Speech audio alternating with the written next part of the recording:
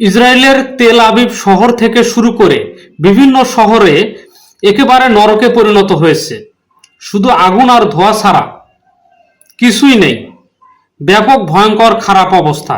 Tel Aviv সহ বহু শহর জ্বলছে, আগুনের উপর জ্বলছে।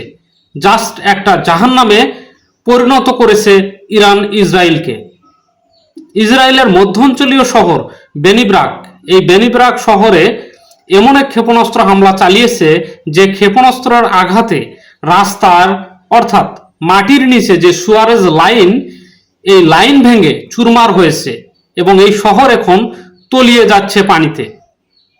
আপনারা বুঝতেই পারছেন যে সুয়ারেজ থেকে কি বের হয়, ময়লা পানি টানি সমস্ত কিছু মিলেমিশে একদম একাকার একটা বিশ্রী অবস্থা। এই পরিস্থিতি কেন তৈরি হলো?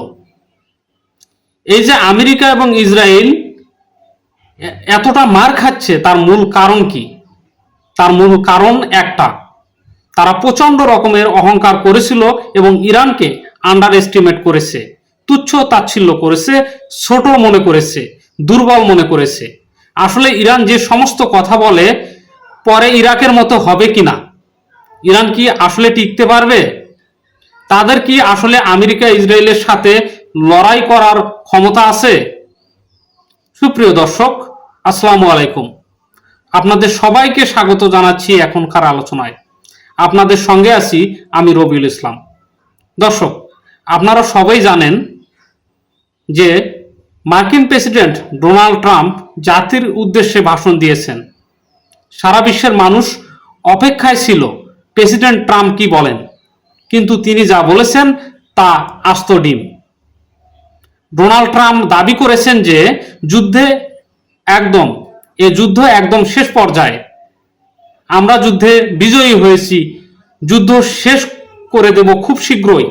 এরপরে ইরান ইসরায়েলকে টার্গেট করে ক্ষেপণাস্ত্র হামলা করেছে। গত রাতে ইরান স্মরণকালের সবচেয়ে বড় হামলা চালিয়েছে ইসরায়েলের উপরে। একেবারে তেল আবিব সহ বহু শহর জ্বলছে আগুনের উপরে। জাস্ট একটা জাহান্নামে পরিণত করেছে ইরান ইসরায়েলকে।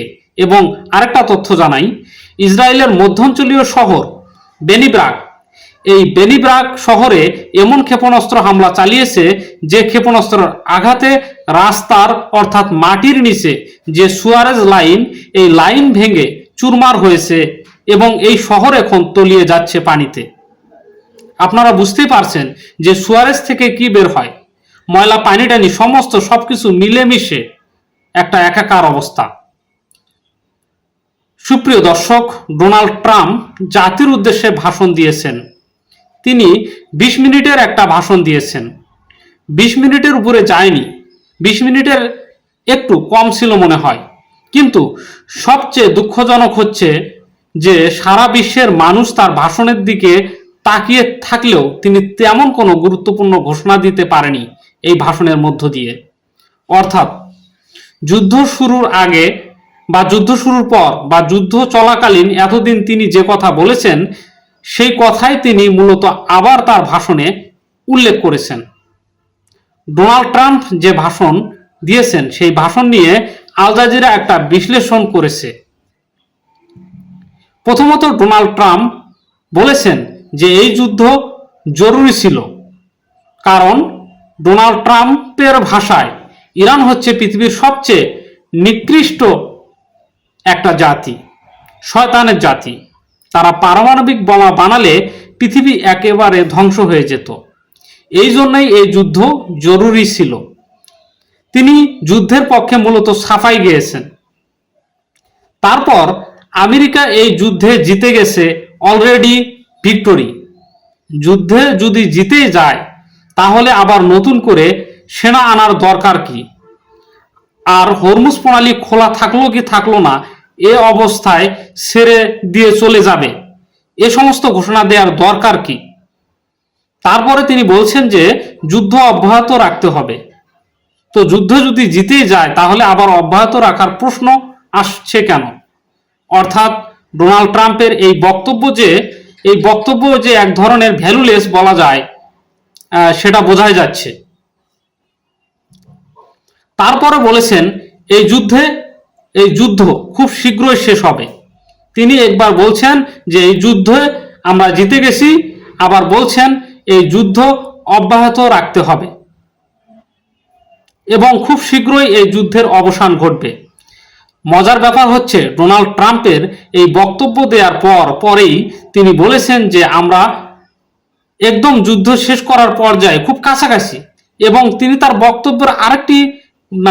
বক্তব্যে আরেকটি হুমকি দিয়েছেন।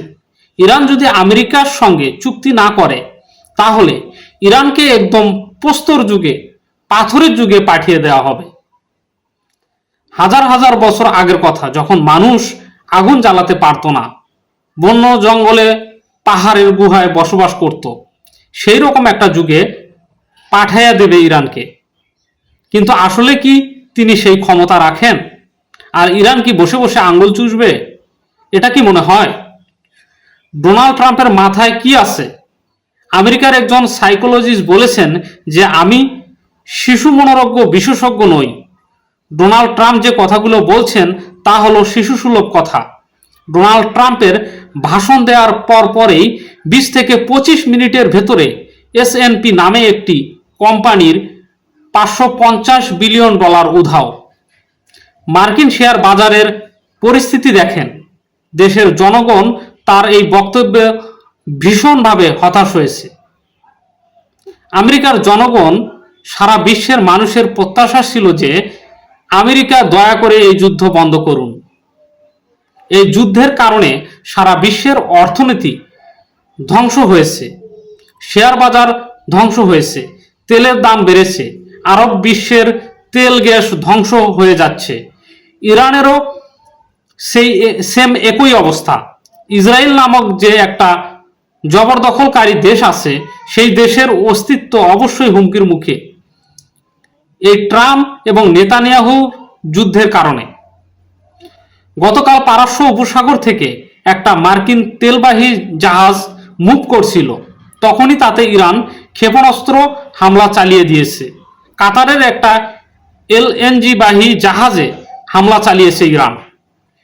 ইসরায়েলে গত রাতে সবচেয়ে বড় হামলা চালিয়েছে ইরান। তেল আবিব শহর থেকে শুরু করে বিভিন্ন শহর একেবারে নরকে পরিণত হয়েছে। ইসরায়েলিদের জনজীবন ভয়াবহ রকমের আতঙ্কগ্রস্ত করে তুলছে লেবাননের প্রতিরোধ যোদ্ধারা এবং ইয়েমেনের যোদ্ধারা। ইরাকের প্রতিরোধ যোদ্ধারাও কিন্তু ক্রমে আরো বেশি অ্যাক্টিভ এবং শক্তিশালী হচ্ছে। ডোনাল্ড ট্রাম্প যে দাবি করলেন তারা যুদ্ধে জিতে যাচ্ছেন, আসলে কি আপনাদের মনে হয় যে এই ধরনের কোনো জয়ে তারা আসেন? বরং আমি তো দেখতে পারছি যে আমেরিকা তাদের খুব গুরুত্বপূর্ণ বিমান হারিয়েছে, রাডার সিস্টেম হারিয়েছে, আর্লি ওয়ার্নিং সিস্টেম হারিয়েছে, প্যাট্রিয়ট ক্ষেপণাস্ত্র প্রতিরক্ষা ব্যবস্থা হারিয়েছে। তাদের জেনারেল নর্থ ফোর্স 16 মাসের জন্য চিকিৎসায় গেছেন। তিনি আর মার্কিন বাহিনীতে ফিরে আসতে পারবে না। গতকালও আব্রাহাম লিঙ্কনের ওপর আবারও ড্রোন হামলা চালিয়েছে ইরান। একটা ফুটেজে দেখা গেছে যে আব্রাহাম লিঙ্কন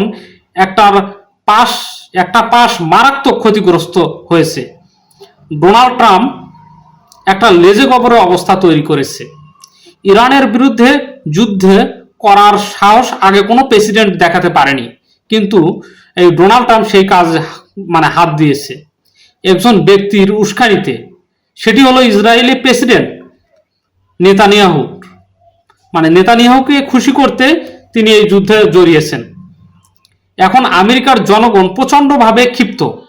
তারা বলছে এই যুদ্ধ তো আমাদের নয়, আমাদের ট্যাক্সের টাকায় কেন ইসরায়েলের পক্ষে আমরা যুদ্ধ করব, এবং আমাদের সন্তানেরা কেন প্রাণ দেবে? আমেরিকা আসলে ইরানের প্রযুক্তির কাছে হেরে গেছে। ইরানের হাতে যে কতটুকু সামরিক সক্ষমতা আছে এই সম্পর্কে আমেরিকার কোনো ধারণা নেই।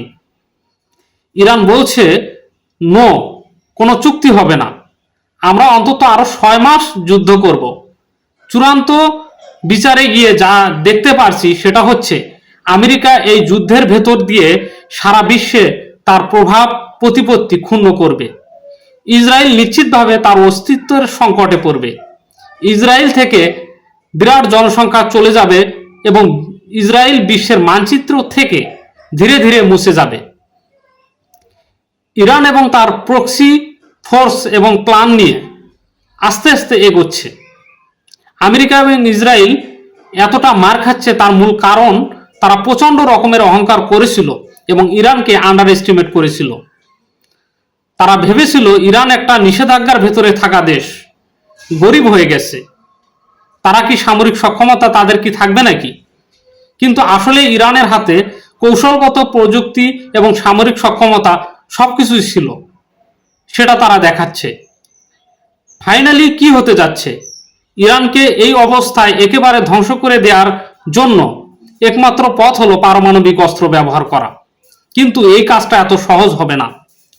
ইরান জবাবে ইসরায়েলের ডিমোনা পারমাণবিক কেন্দ্র উড়িয়ে দেবে, সেই সক্ষমতা ইরানের আছে। ডিমোনা পারমাণবিক কেন্দ্রে হামলা চালালে সেখানে যে বোমা রাখা আছে সেগুলো বিস্ফোরণ হলে ইসরায়েল শেষ হয়ে যাবে। ফলে চূড়ান্ত বিচারে বলা যায় এই যুদ্ধে আমেরিকা ভয়াবহ লজ্জাজনকভাবে পরাজিত হতে যাচ্ছে। সুপ্রিয় দর্শক, আপনাদের মতামত কমেন্টে জানাতে পারেন। ভালো লাগলে লাইক শেয়ার করবেন এবং সাবস্ক্রাইব করে সাথেই থাকবেন। ধন্যবাদ। আল্লাহ হাফেজ।